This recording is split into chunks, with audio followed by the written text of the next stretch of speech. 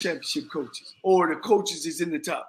All of them are 55, 60, 65, going on 70. They've been around, coach. They've been around. And we turn it over in the SWAC that you just was talking earlier about how many coaches they don't ran through. What I was trying to move to is that those PWIs though relinquish the profile of the school to the head football coach. They do that as a means to continue to fundraise, build facilities, do all those things to make their colleges better. They defer to Saban as the face of the university, right? For whatever reason, right? I don't see where HBCU organizations embrace that as this coach being the face of their program, the way that PWIs have, my entire life for the most part.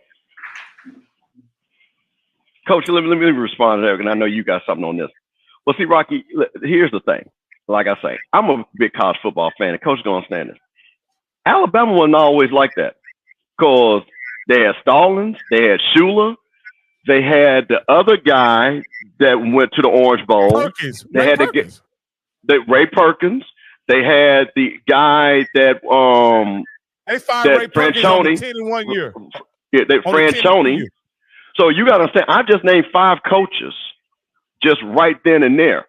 So it's not always like that because, again, what happens is you get see, first of all, programs like Ohio State, Michigan, Alabama, USC, first of all, they have the infrastructure to always be great.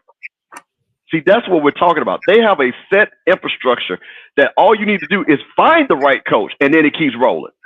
Alabama's always had the infrastructure to be great. Ohio State, Michigan, LSU.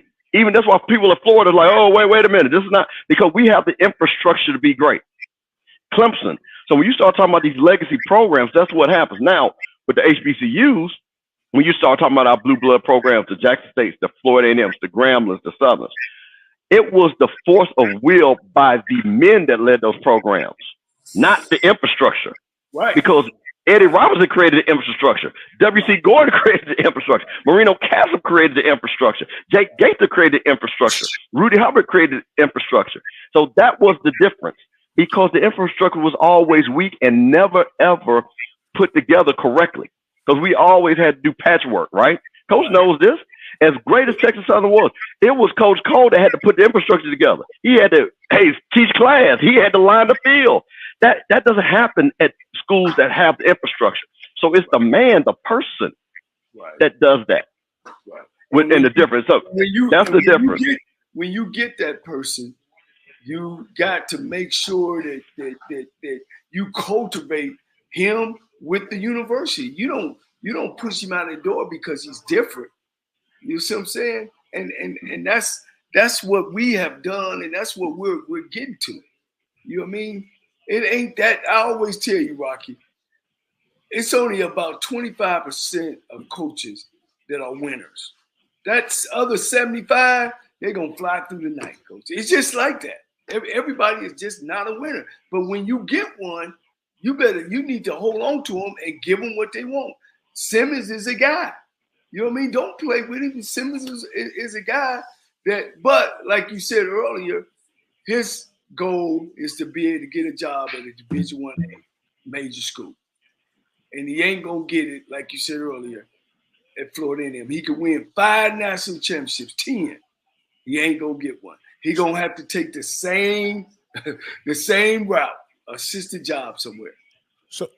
So how can you guys who are deeply entrenched in HBCU culture, right, have the understanding that his goals are to be a Power 5 coach, and in order to do that, he has to take a different path at this point in his life?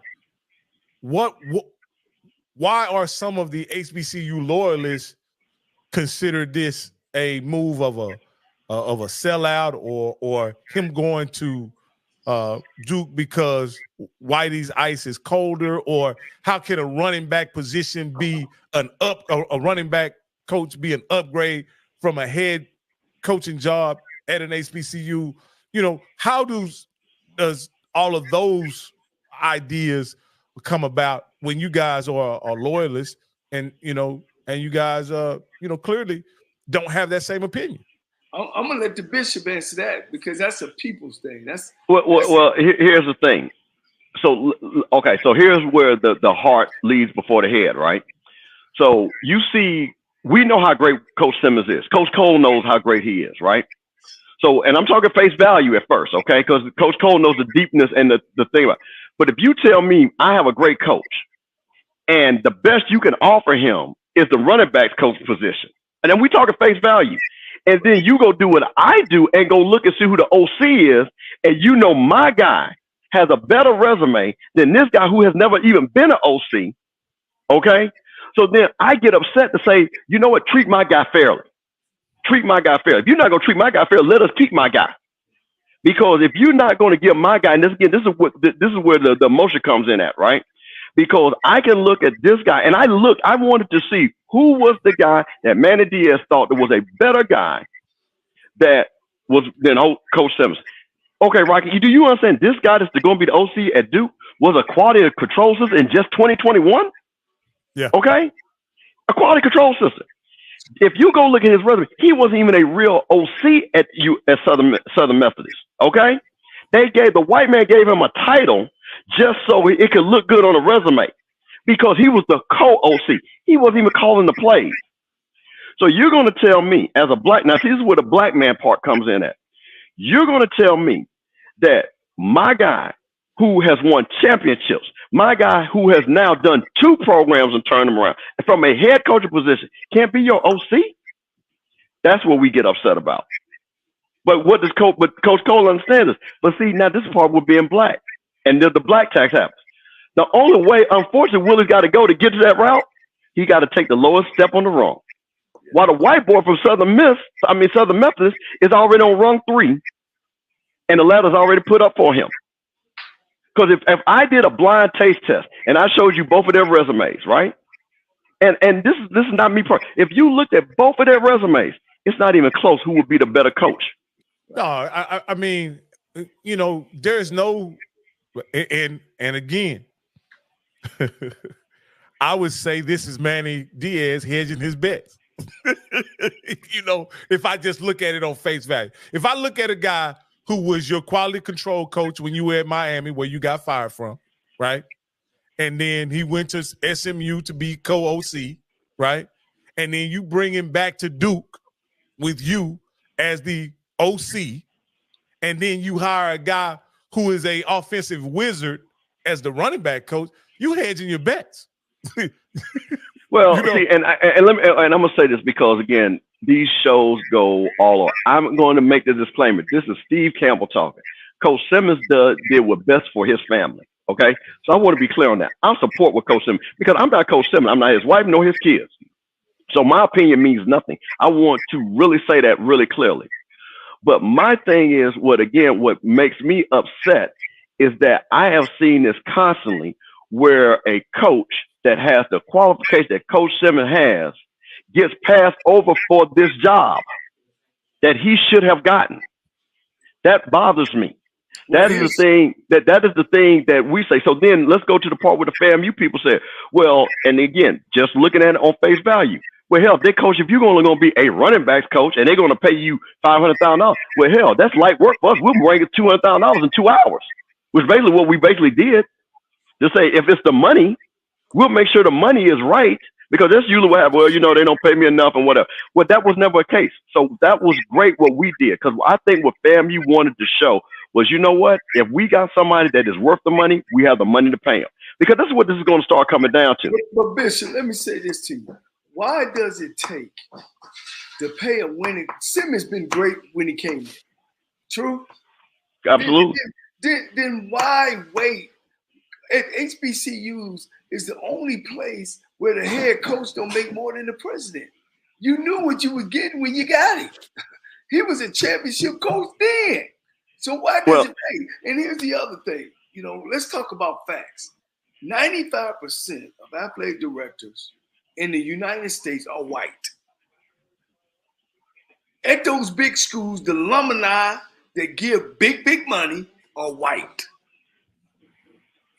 They're not ready today, especially with Trump making a push to the presidency of bringing a black man to run our program. They're not doing it. So the only way that we can get there, it's like the Underground Railroad. You know, man, I got to take me a little running back job. Then I'm going to make it to the wide receiver. Because, you know, the running back job is one of the lowest paying coaches on the staff. I didn't want to give our crowd that information. They'd be like, no, you never should have went. No. But so you got to get in there somehow. So this is what I will say in that situation, right? Running backs coach may be the lowest hire, but the $500,000 salary for the running back coach is among top Power 5 offensive, especially in the ACC. I'll just put it like that, in the ACC. Maybe not in SEC, but the ACC. But here's the and I want to bring this out because I know we're going all over the place, but this guy has literally been an offensive analyst for 9 years. And I don't know if he called plays this past year, but he was a co-offensive coordinator and quarterbacks coach. So you mean, see, this is why Manny Diaz is not a good coach, right? Anyway, that's a whole nother conversation. Because he's hiring a guy that was, coach, if you were a offensive analyst for 9 years, where is your career going, coach? Whew, that's a long time. But it's all about the break, man. It's all about the break. Those guys talk about jobs all the time, man. They pass each other's jobs all the time. It's just us, the one, you know, we got that little window. And that's one reason why, Bishop, I started this show, was to promote black coaches, to get us out there, to say that we can coach the game. That's why I started. And for us to start helping us. And that's why, Rocky, I'll be like, these SWAC jobs are the only jobs that we have for HBCU guy to come to get going. And if we start taking them away and hiring all the PWI assisted black guys, where that leave us? We really out the door. Because Simmons went to what, Clemson? Yep, yeah. He went to Clemson. He went to Clemson. So he came down here, took 2 spots. As great as a coach he is, how does that help HBCU guys? Well, I asked, you know, let's put everything in perspective. And I asked this to Coach Campbell last night while we were having a conversation about me asking him to come on the show with us today. And I said, how? Because I did my research on Willie Simmons. Willie Simmons was a offensive coordinator at 29, 30 years old at a PWI, what would consider at Middle Tennessee State. How did he end up being a SWAC head coach? Because I wanted to know because he was already there. He was already there. And, you know, black guys don't get those kind of jobs at 28, 29 years old. You know what I mean? Right. So they obviously identified him as a brilliant mind, a brilliant coach. And I was like, how did he get to Alcorn and then later on to Prairie View? Unfortunately, he had a personal issue at Middle Tennessee State, and that's how he got to Alcorn State. It was an off-field personal thing where he got into some trouble, and they were able to clean it up, and he was able to move from there to Alcorn State. I know the allegation, but it ain't important now, you know. And like I said, this show is about uplifting. It ain't about beating somebody down. So that's how he got but that was a hell of a ascension in coaching to be an offensive coordinator at 28, 29 years old. You got to agree with me there, right, Coach Campbell? Well, listen, I'm going to tell you something. I met Willie when he was at Clemson. He was probably a sophomore. And Willie was a leader of seniors, okay? And he wasn't even a starting quarterback. And he was one of the leaders on that team. Willie has always been a leader, man. Always. Willie has the persona. And you know what's great about where he leads? He leads with respect. He leads with friendship. He's the type of person that, you know what? If Willie Simmons is my friend, he's going to have my back. If Willie Simmons tells me something, I know he's not going to lie to me. This has been like this since, and I'm saying this because he's a grown man, but I'm saying as a reference point, since he's been a kid. Okay? I met him when he was 19. He's 43 now. And everything I saw at 19 is perfect at 43. So when you see that, and you see how he handles his players, how he handled Musa, how he said, hey, listen, don't listen to that outside noise. I'm your coach. This is what we're going to do, and this is how we're going to win. We were all chattering and all that. And coach was the coach. He knew what he was doing. So that's the thing about it. So this some people have that it. Coach Simmons has that it. Ain't no question. And Coach, you know, one thing I can say, it's the little things for me, Coach, is you had the pleasure of giving me a tour of the FAMU Fieldhouse and their facilities, and we were told immediately Coach Simmons wasn't available. He's in meetings. We proceeded to go through the tour, and before we leave, we know he's busy preparing. The SWAC championship is the next day. What does he do? He comes down the hall while he was going to his office to shake our hands and introduces himself. That's, to me, because he could have just went straight to his office, right? But he didn't do that. He came up the hallway, shook our hands, and gave us opportunity to introduce ourselves. And for me, with all the swagger and bravado that he has, which is truly, he has the equality, but to be a courteous, kind human being, that means everything to me. Always has been like that. And that's why I think people, so this goes back to the point about how you leave, because you can always come back. When he did his press conference on HBCU game day, it was class personified. It was nothing that after you watched that, even if you were upset, you couldn't be upset anymore, because he did it class personified. He was gracious. He was humble. He appreciated the fan base. He said, hey, listen, thank you guys for supporting me. And we've done what we need to do. And now I've left this in a better position. So to Coach's point, but I want to get something that Coach was trying to allude to. But see, this goes back where people are upset about the infrastructure and about why did we wait? Because this is when the infrastructure is not right. When you've got somebody like Coach Simmons, right? And if the infrastructure is in place, instead of us 24 hours having to try to scramble to raise money, see, the infrastructure at Texas A&M and Alabama, the money structure is already there. So if Nick Saban is rumbling, like when Nick Saban did that little fake rumble that he was coming to Texas, the infrastructure was already there. So he wouldn't even have to get up. Now, Texas got the money. And they were like, Nick, you come on. Even the slight rumble. How many times has Lane Kiffin, with the little rumble he's done, he's gotten 3 raises off them white folks, off them Klansmen up there. 3. Because the infrastructure is there to say, okay, if this is what you're going to do, tell me what you're going to do. So now listen what happened with FAMU. The money was there, but the infrastructure wasn't there. Because what happens if, and again, I'm not going to get into what was reported. Let's just go to Coach Cole's point. He already had a 9-2 season. Everybody's kind of say, South Carolina already talked to him, right? Where was the infrastructure where the AD said, hey, guys, alumni, we need to have $200,000 ready for Coach Simmons? Because if he wins the championship, not ready.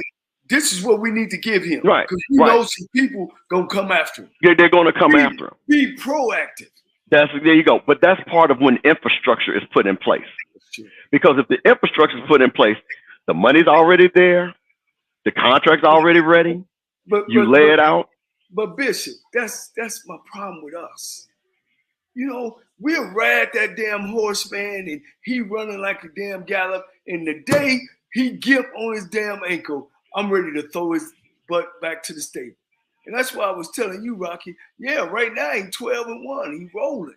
As soon as they have a bad season, man, maybe he don't ran his time out.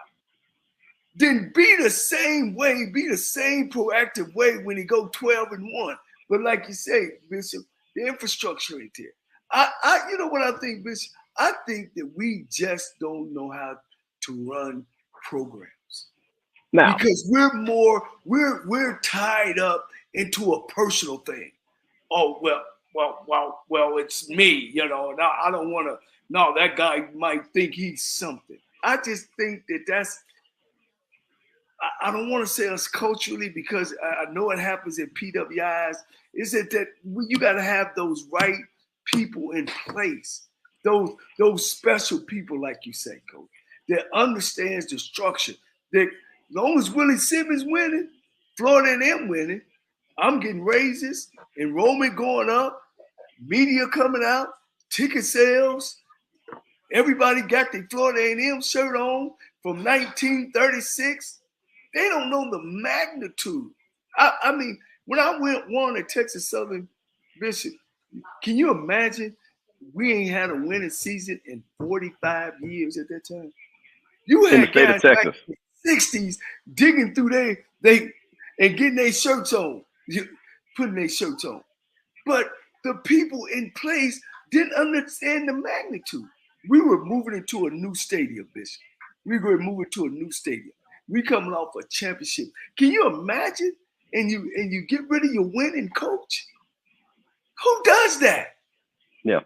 Who attacks? At Alabama State, Bishop, LC came there from Tennessee State after we won 2 back-to-back championships. Get to Tennessee State, we win the first East Division championship. Next year, we won the East Division championship. Do you know what they done? They went and hired a private investigator to investigate my winning coach so we can get enough on him to get rid of him. Who does that? But what you were saying, who does that, man? Well, here's the thing. I was telling somebody this today that I mentor. There's a reason why, when you look at jobs and they say experience necessary, 5 years, 6 years, 10 years. Look at all our ADs. How many of our ADs actually have assistant AD experience? Probably one. And I try to do this research. So you look, there's a reason why Ashley Robinson does what he does compared to the other. He had experience. So if I tell you, okay, and I'm going to use my AD, what experience does she have negotiating coaches' contracts? What experience does she have to put together a short list of coaches? And I'm talking about where you're in the room, where you're an assistant AD, right? Or you're the third, you're in there, but you have that title and you're sitting under somebody and they say, I'm going to teach you because this is what's going to happen when you become an AD. Right.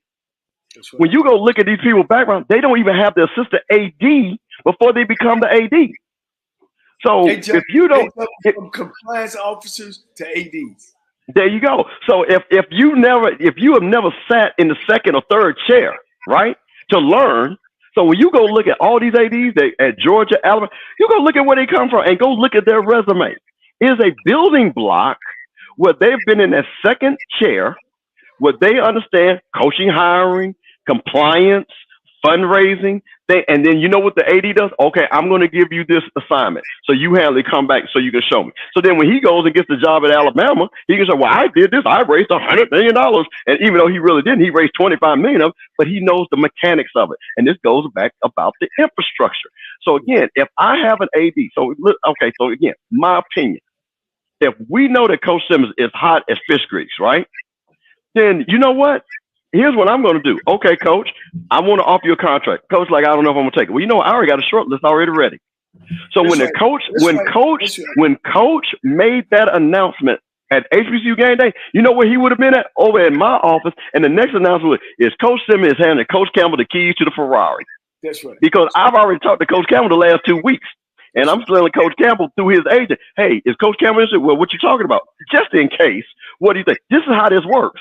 So I got Coach Campbell's agent, I got Coach Miller's agent, I got Coach Cole's agent, and I'm already having a coach. If Florida A&M comes up, what would happen, Coach Cole? And this is your agent. Well, Coach Cole would be interested. Now, you could be coaching in somewhere else, Coach. You could be at Lane College. But now I already have everything ready. See, this is the infrastructure. So this is where the frustration comes in at. Because what happens is now we look flat-footed, right?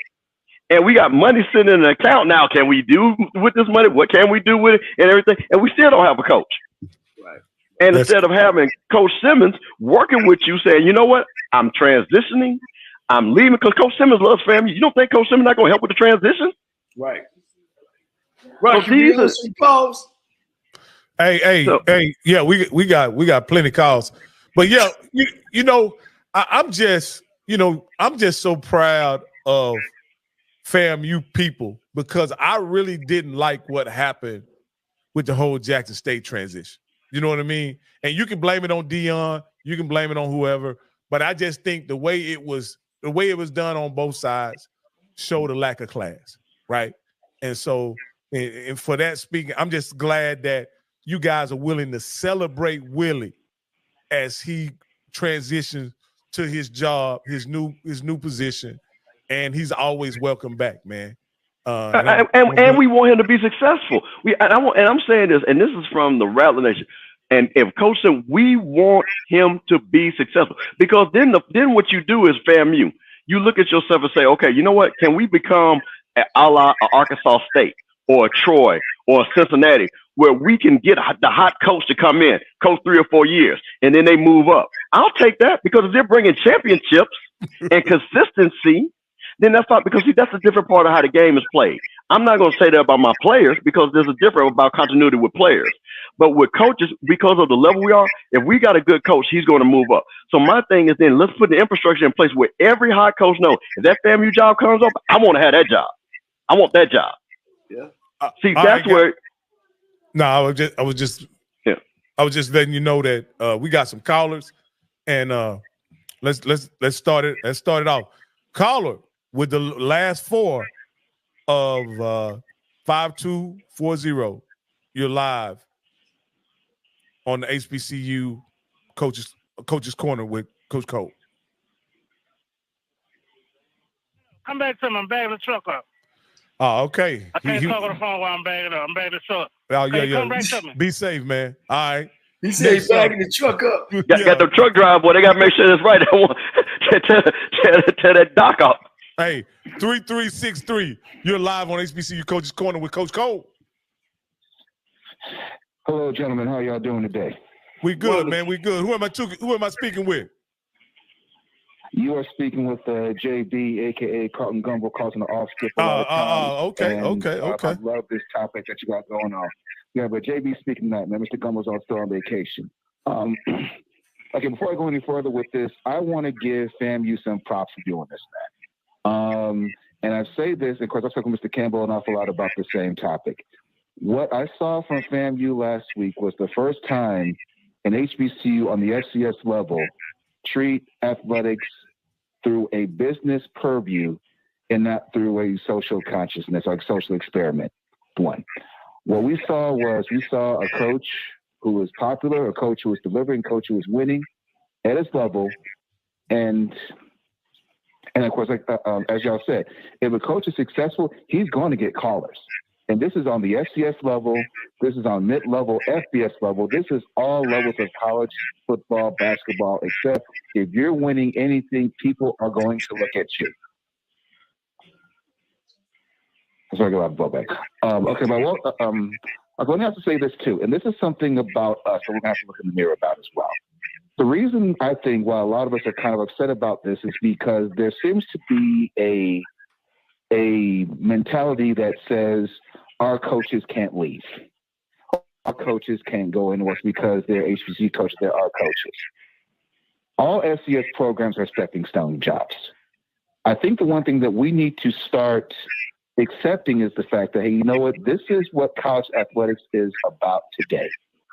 This is what it's about. This is about, no matter how much money you get, a coach is going to leave. If he has ambitions to go to the next level, that is what a coach does. You got to have the next one in the pocket ready to say, okay, you know what? If someone's going to go, we got 2 or 3 people on speed dial. Say, you know, let's bring the next person in, next man up, next man up, next man up.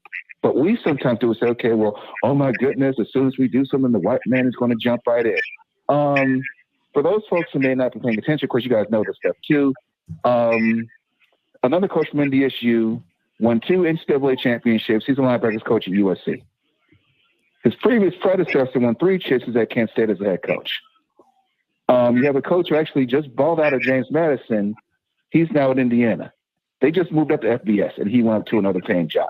My point is that the coaches are always going to be looking for their next hustle. They're always looking for the next job, next lined up. And for we to think that sometimes, okay, well, HBCU guys just stay because they're HBCUs, I don't think that those days don't exist anymore.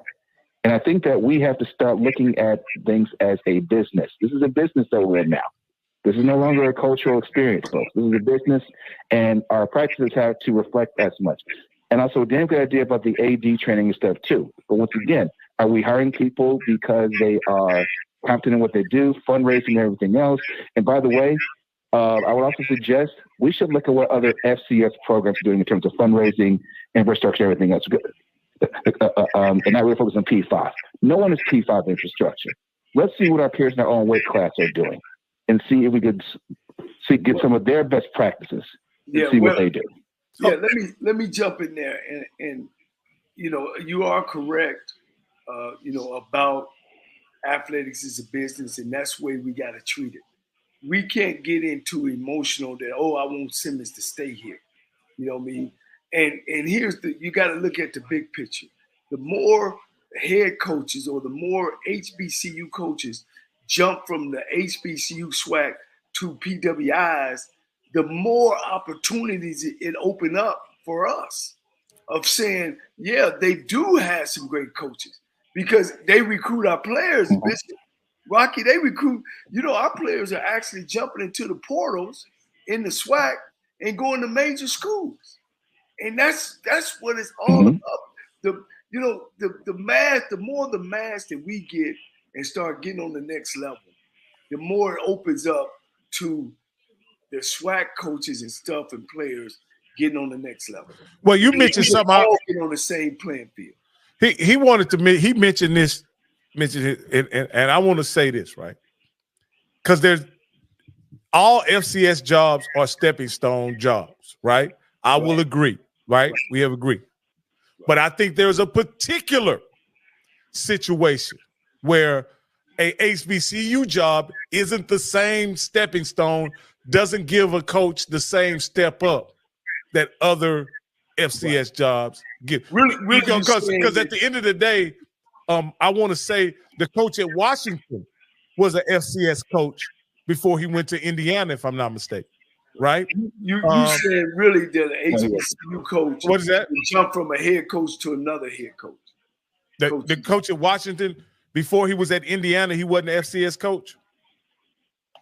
He was at Elon first, then he was at James Madison. James Madison moved up from FCS to FBS. Oh, okay, and now he's at Indiana. So isn't that just my point? Yeah. Well, yes and no, and I say that because those other types of FCS coaches as well, those other FCS coaches and whatnot, for the most part, they're also winning NCAA championships too. Now, there's also another example that. So what I'm saying, what I'm pointing is there's a different trajectory for an HBCU head coach. He cannot go from a head coaching position at an HBCU to a head coaching position at a Power 5 or Group of 5 school.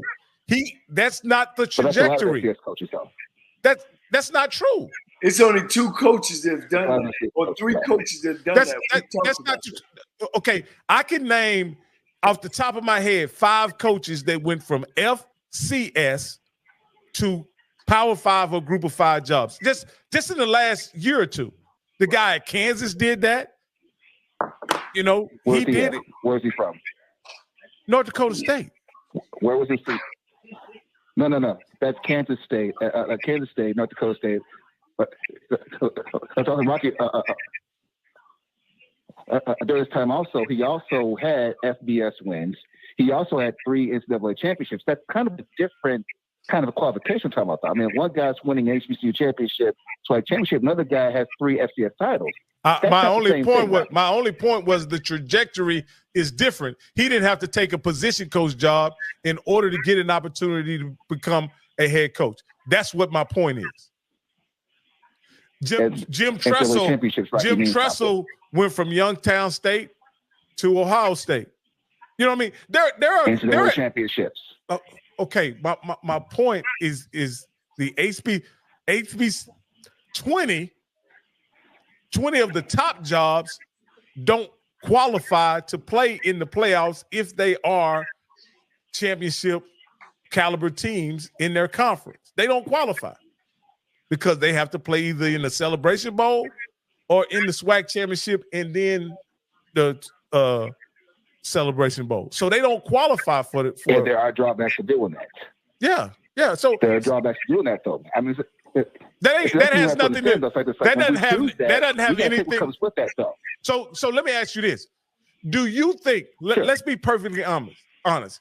If Willie Simmons, right, had the same resume at a FCS school, would he have to go to be a running back coach to get a head coaching job?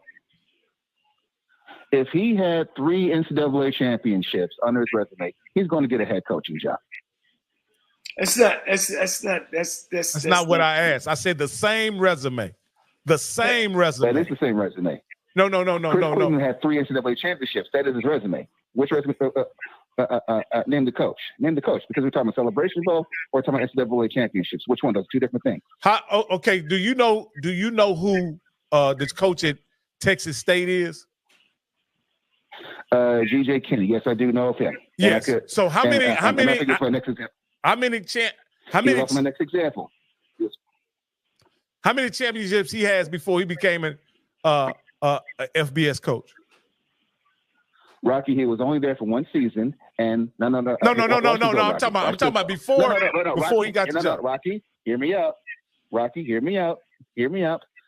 believe he was a coordinator job, but then he took that one job at Incarnate Word. He was there for 1 season. During that 1 season in Incarnate Word, his offense led the nation in all Division I, FCS, and FBS. You can add any qualifications. No. You can add all up, JB. You can add any qualifications you want to on it. The fact of the matter, like Coach Cole said earlier, and we're gonna move on, is that there are only 3 coaches that ever went from HBCU Division I football to a FBS coach, and that was tell him again, Coach. It was Deion Sanders, Willie Jeffries, and Jay Hobson. All right. Hey, thank you for calling in, JB, man. We're gonna go to our next. Talking about present coaches, you got talking about Melvin Spears won a national championship. Doug Williams won 2 national championships. L.C. Cole won 2. Pete Richardson won 2 or 3 national championships. Rod Broadway won Black College national championships. Now Trey Oliver won national championships, and none of them get opportunities to get a job at another college up on the mid-level, on FBS school, Group of 5 school. Yeah. Yes. Yeah. So caller 4620, you're live on HBCU Coach's Corner with Coach Cole. What's your name and where you calling from? Well, they call me Wake. I talk to Scotty a lot. Okay. I chat with him in the chat every once in a while. So I'm gonna wake y'all up. Hey, you need to subscribe to us too, man. You with Scotty. But go ahead. Subscribe. All right. So here's the deal. My background is in sports marketing and sports management. I've seen levels. I worked with the certain classics in Memphis. I'm gonna skip the name. Southern Heritage. I'm gonna give a research. Yeah. It was some situation going on there, but let me give y'all some resources. So y'all talked about ADs coming up. There's an organization, the National Society of Black Sports Professionals. You can go to blacksportsprofessionals.com. This is a network that brings in young people, black adult black professionals coming up. I know a lot of people coming in being associate ADs, assistant directors of operations. I have a relative that's operation at Vanderbilt, assistant director of operations. I got another guy I know down in Tulane. He's working with Gaucher. When it comes to some of these coaching moves, it takes more than just knowing other coaches. This coach, that coach, this coach, that coach. You have to start connecting with up-and-coming people that are associate directors at other schools. You got to extend your network. Most people say, oh, this ain't out here, this ain't out there. Yes, it is. You have to look for it. You got to know how to network. It takes more than just coach to coach. So blacksportsprofessionals.com. Look them up. If anybody trying to come up in the game, go there.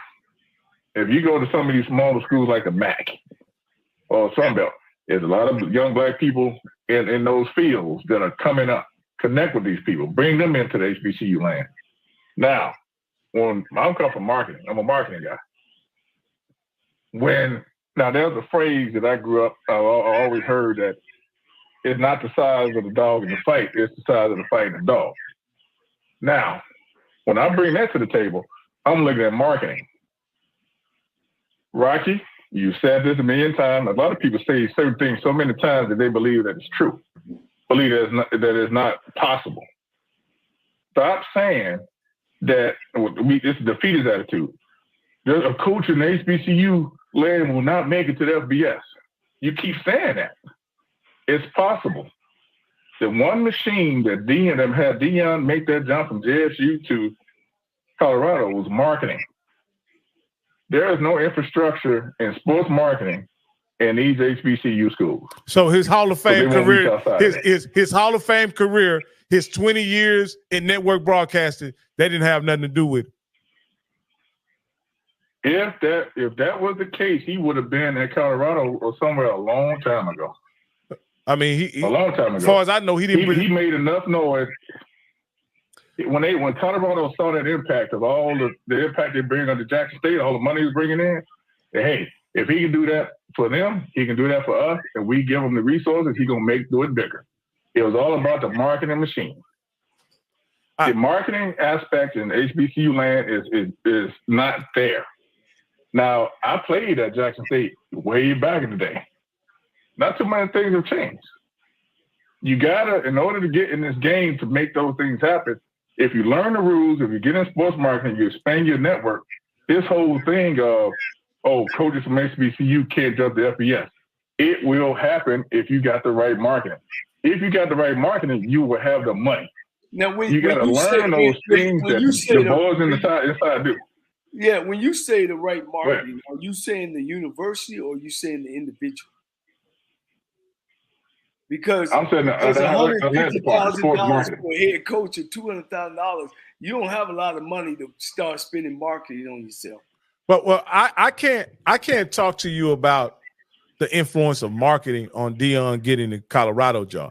I would say the fact that he went to the Celebration Bowl twice, right, and him winning had more to do with him getting that opportunity than anything that his marketing team was able to do.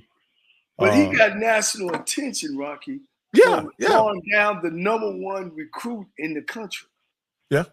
That brought him it was already, he was out there. I mean, you talk about Deion Sanders. You put him in the same category as Muhammad Ali, Jesse Owens. You talking about apples and oranges, but I understand what my man said. We got to keep sawing away, and we're not saying that it can't ever happen, my guy. We can't say that it ain't ever. But right now, I know what you're saying, but we got to stop saying. We got to stop saying. But here's my issue with what you're saying, Wake. You say if we stop saying it, does that make it go away? Some would say hold up. Some would say as a black man, the only reason why we take benefit of some of the rights and privileges we have now is because people were willing to speak out over and over and over and over and over again. And that is the power of the people. Is using our voice to point out. Sure about too, Coach. Me and Rocky, you talked to the CEO of the HBTV Go, right? Mm-hmm. And we talked about why is it not any black coaches, analysts? Why not any guys that have came out of the SWAC or the MEAC on the sideline talking about games? We got people from the outside come in and analyze our games. How do we grow? How can HBCU grow to get us out there? Like you was talking about marketing. How do we do it when we don't honor and respect ourselves? We don't honor and respect the work that some of these coaches have done. You mean to tell me, Marky, that I can't be on the sideline or I can't be up in the booth and talking about a football game? Because I seen a whole bunch of bad coaching going on this weekend in the Power 5.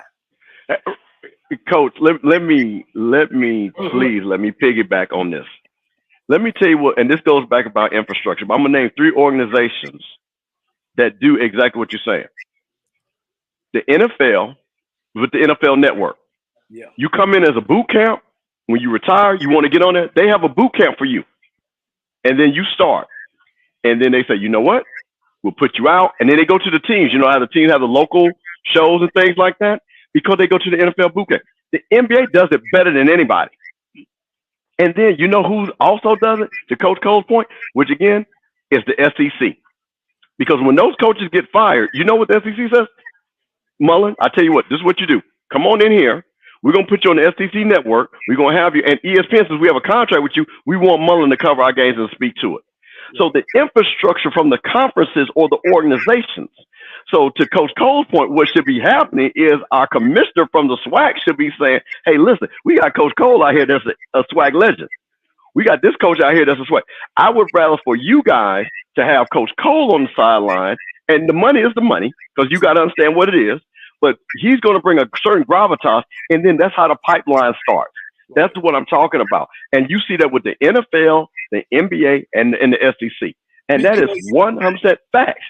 HBCU fans want to see a comedy, want to see an LC coach. What are they doing? A Willie Totten, you know what I mean? A James, a Melvin Spears, a Doug Williams on the sideline doing reporting. We don't have that.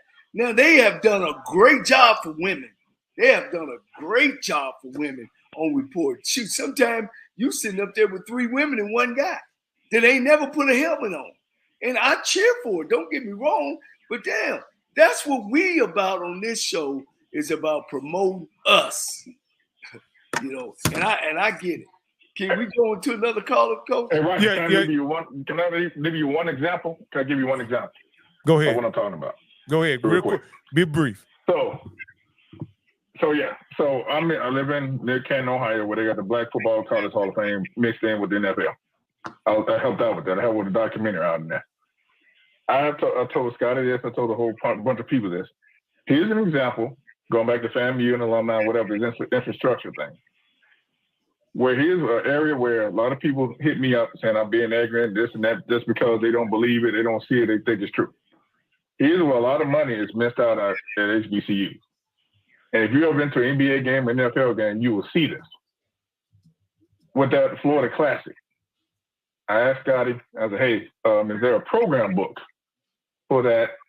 He had a show, I talked about a program book, a print program book. Print program books will make you, I would say on HBCU level, about $2 or $3 million for the year. Even one game. They say, oh, ain't nobody going to do a print. They ain't nobody doing print. I can show you today. I have the Indiana football book and the Indiana Sucks in the Big Ten. I have the book. That book made them $7 million last season. $7 million. We don't even do that. It's those little things that we ignore, that we say that it don't exist, but you say we need to follow what the big boys are doing, but our ignorance and ego and lack of knowledge prevent us from tapping into that. We miss out on a ton of money. So if you had a program book at FAMU, that thing with a whole season thing, they've been $3 or $4 million. They could have went to the coaching, athletic department, assistant coaches, and spread out. Hey, thank you. Thank you for calling in, sir. I appreciate it. We've had Rocky. The bishop made some subject about what he's talking about. I've talked about what we do. We do miss out on so much money, but we do that like the bishop said. We ain't trained nobody. We giving ADs guys jobs coming straight from a compliance. These guys are not sitting in the 3rd or 2nd seat. We put them in the 1st seat. And there is a lot of stuff out there. We talked about that, Rocky. Well, let me just say this, and I know I'm preaching to the choir when I'm talking to you guys. It's hard to put a guy in a position that's responsible for generating money who ain't never made a quarter. You know what I mean? I'm just gonna be honest with you. A guy who's had to make a payroll, a guy who has had to go out and make a sale, a guy who has been responsible for a business or an organization, those guys should be in position for jobs that require making money. Now, I'm not saying, I don't know whether they should be ADs or whatever, but I know a guy, an experienced businessman, and I'm just going to put you on the spot, Mr. Campbell, because we had a 5-hour car ride both way. I mean, a 10-hour car ride, and you were able to tell me some of your experiences as a businessman, and I was thoroughly impressed. But you, on the other hand, could be in a position to help FAMU generate money. I know you already do that as a fundraiser and a contributor, but you can set up a template that can be passed on from one university to the next with all the different things you've done to raise money for FAMU. How many times has institutions reached out to you to assist them with fundraising or generating income? Well, here's the thing. Let's go back to what the caller said about the networking and things like that. Because yes, and I say this with pride, I helped my class raise $100,000 for FAMU. Now we're trying to raise $500,000. That's our next goal. But when people are on the side of taking this path, that they know they want to be an AD. So he talked about the person in Vanderbilt. See, also the problem too is they stay in those silos. They don't want to come to the HBCU because the money. They won't stay in that Vanderbilt SEC silo. They won't stay in that Big Ten silo. So some of the people that are really talented that we can get, they're like, oh, no, I'm going to stay. And you know what happens too? The white person that is now their mentor, don't go over there, stay over here. So we can't even pull some of our best and brightest over to us to be innovative. To say, you know what, I'm going to give you a FAMU that's a diamond in the rough, that you can turn this into a $20 to $30 million expense. Because if he's over there at Florida State, you know that white guy, well, you really don't want to go over there. You need to stand over here because the opportunities are going to be better over here. So it's a perpetual cycle that we even have to fight with and ourselves and things like that. Yeah, let me piggyback, man. It's funny that you say that. I was at the Arizona Bowl this weekend, and Toledo and Wyoming played. And my nephew coaches for Toledo. And also Alfred comes from my school, but he's a deputy superintendent. He's a deputy athletic director. And he was talking about he's in the process of working for naming their stadium. Guys, I'm asking y'all, in the MEAC and in the SWAC, how many football stadiums on our campuses that are named, got a name that's named? We only got one, and it might not have, we might have more, but all I know is one. How many of our stadiums in Black college football are named by some bank, you talking about a corporate have a corporate sponsorship deal?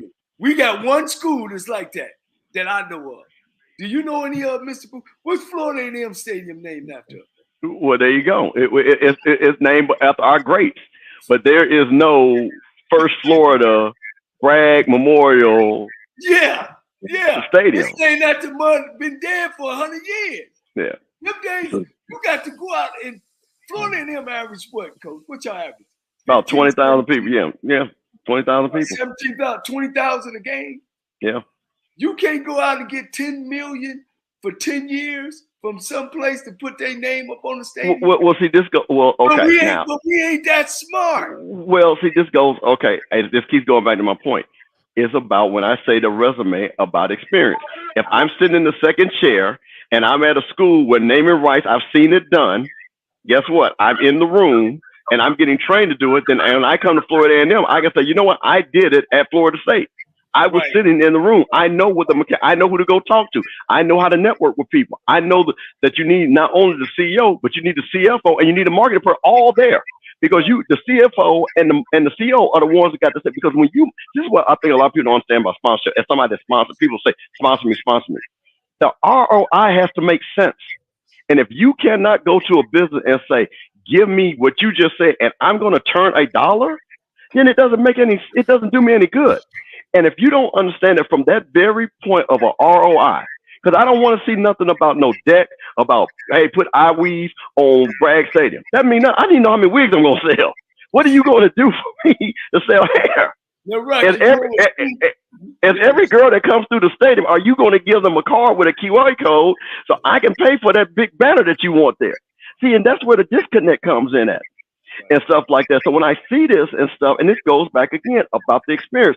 And see, this is what also happens with our HBCU alums. I got a lot of phone calls. And I'll tell you this. I won't say his name. I have a classmate that was the chief marketing officer at Victoria's Secret, my classmate. He's not there anymore. So you understand, he probably knows marketing, right? He called me and said, Steve, what the hell is going on at FAMU? But see, they don't engage him, and he could have cut a check for $50,000. We have people at all these schools. You don't think Jackson State don't have alumni that work at these places? But again, if we have the disconnect of the alumni that have the experience, that you don't bring them to and say, I'm an AD, and I go to these people. We have the School of Business Industry at FAMU, one of the best business schools. And my AD doesn't go over there and say, can you tell me who your best alums are in marketing and have them sit down with me? So maybe I can do some networking and talk to their companies and corporations and stuff like that. That's the way to disconnect. But I tell you what they will do, and this is where, and I'm speaking about Jackson State. This is why I used to have a problem with Jackson State. I would go to Jackson State and say, hey, let's do this, let's do that. The first thing they said, well, Mr. Cam, just cut me a check. Cutting the check is not what I'm talking about. I'm trying to show you I can make you $1 million. Right. But see, they stop and start at cutting a check. But you don't make money by cutting a check. You make money by building a program to generate money. Network, yeah. That's what you have to do. So instead of you sitting down, when I said to Jackson State, hey, I got a way that I can sit back with all these girls on this campus. I can probably bring you in $200,000 a year. Guaranteed. We put it on the big board. I'm going to sponsor the boom. I'm going to do this. I'm going to put up this amount of money. No, Ms. Campbell, you know what we'd rather for you to do? We'd rather for you to sponsor the alumni for $25,000. Give us a table. Right. Well, Coach Rocky, you know what school got their name named after? What's that? It's UAPB. It's named after a bank. I think the bank have to build it. Well, you know, again, I think there's a lot of opportunities missed in HBCU football as far as generating money. My grandmother used to say this, and I'm gonna mess it up, but I'm gonna try to get it right. You have not because you ask not. Right. You know, we got any more callers? Yeah, we do. We actually do. So, caller, with the last 4157, you're live on the HBCU Coaches Corner. Go ahead, caller. Hey, how's it going, Rocky? Good, man. Who am I speaking with? Yeah, this is Daryl. Hey, what's up, Daryl? Calling for another number. Hey, a little under the weather here. Okay. Hey, you've had some. It's been some great topics tonight. I've been listening to. I think Bishop Campbell has hit it on the nose about raising money. You know, I believe all the HBCU colleges can come together and get the right marketing, and they can raise that money.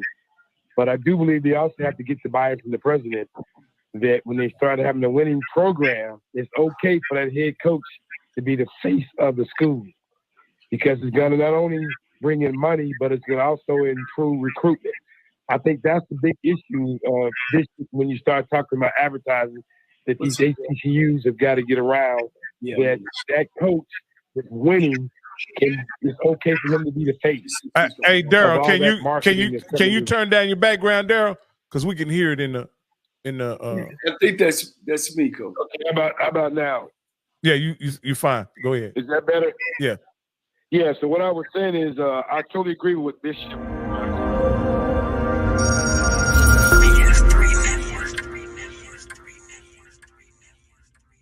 BS3 Network, changing the way you watch TV.